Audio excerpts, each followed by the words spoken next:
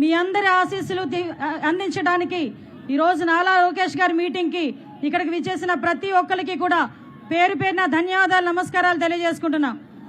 ఈరోజు నాకు తెలిసి 10వ రోజు, ఎందుకంటే సార్ వచ్చిన రోజు నేను ఎయిర్పోర్ట్కి వెళ్ళి రిసీవ్ చేసుకున్నా.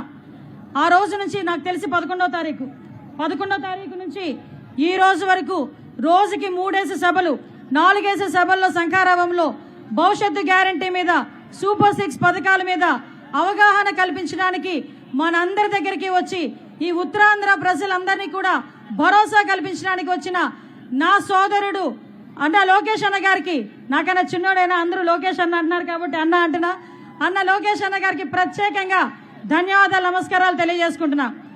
ఏ రోజైనా తాతగారి పౌరుషం, నాన్నగారి ఆశయాలు పుణికిపుచ్చుకున్న వ్యక్తే కాకుండా ఈరోజు తెలుగుదేశం పార్టీ 40 సంవత్సరాలుగా నిలబడిందంటే అది కేవలం కార్యకర్త వల్లనే సాధ్యమని నమ్మిన వ్యక్తిగా కార్యకర్త సంక్షేమ నిధి ఏర్పాటు చేయడమే కాకుండా ఈరోజు ప్రతి కార్యకర్తకి నేనున్నాను, కార్యకర్త ఒంటి మీద చెయ్యి వేస్తే ప్రభుత్వం వచ్చిన తర్వాత తాట తీస్తానని చెప్పి ప్రతి ఒక్క కార్యకర్తకి కూడా భరోసా కల్పించిన నా సోదరుడు లోకేష్ గారికి ప్రత్యేకంగా ధన్యవాదాలు నమస్కారాలు. ఆయనకి ఆ దేవుడు ఆయురారోగ్యాల వాళ్ళని మనస్ఫూర్తిగా తెలియజేసుకుంటున్నా.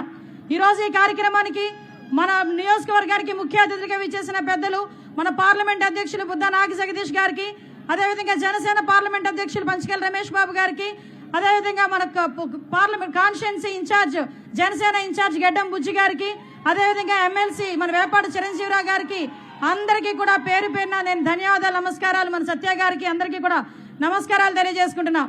ఈరోజు ఈ శంఖారావం కార్యక్రమం చూసి వైసీపీ గుండెల్లో రైళ్లు పరిగెడుతున్నాయి. ఆ రైళ్లు ఎలా పరిగెడుతున్నాయంటే 4.5 సంవత్సరాల పాటు పరదాల చాటున దాక్కున్న ముఖ్యమంత్రి, పబ్జీ గేమ్ ఆడుతూ కూర్చున్న ముఖ్యమంత్రి ఒక్కసారిగా లోకేష్ గారి పాదయాత్ర, తర్వాత బూనమ్మ గారి నిజం గెలవాలి కార్యక్రమం, చంద్రబాబు నాయుడు గారి రా కదలరా సభలకి విశేషంగా వస్తున్న ఆదరణ చూసి తట్టుకోలేక బయటకు వచ్చి సిద్ధం అని మాట్లాడుతున్నాడు.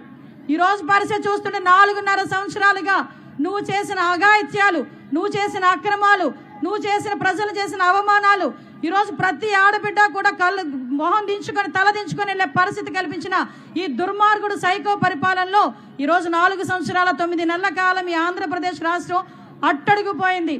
ఈరోజు బయటకు వచ్చే సంక్షేమ పథకాలు నేను ఇస్తున్నాను, 2 నిమిషాలు మాట్లాడతా, 2 విషయాలు మాట్లాడతా. ఈరోజు బయటకు వచ్చి మాట్లాడతాడు. నిన్న మొన్న చంద్రబాబు నాయుడు గారిని మీటింగ్ లో మాట్లాడతాడు. ఈరోజు బయటకు వచ్చి మీ అందరికీ వాలంటీర్లు అడుక్కుంటున్నాడు. ఏమని అడుక్కుంటున్నాడంటే సంక్షేమ కార్యక్రమాలు చంద్రబాబు నాయుడు గారు వస్తే ఇవ్వము అని మాట్లాడుతున్నాడు. అసలు సిగ్గుందా? అసలు బుద్ధి ఉందా? 2,000 రూపాయలు 3,000 రూపాయలు పెన్షన్ పెంచడానికి 5 సంవత్సరాలు పట్టిన నువ్వు కూడా సంక్షేమం గురించి మాట్లాడితే ఎలా జగన్ రెడ్డి? ఒక్కసారి ఆలోచించు. 1000 రూపాయలు పెంచడానికి నీకు 5 సంవత్సరాలు పట్టింది. 200 నుంచి 2,000 రూపాయలు చేసిన ఘనత చంద్రబాబు నాయుడు గారిది. ఆ ఒక్క చిన్న లాజిక్ ఎలా మిస్ అవుతున్నావు? నవరత్నాలని చెప్పి 9 పథకాలు తీసుకొచ్చావు.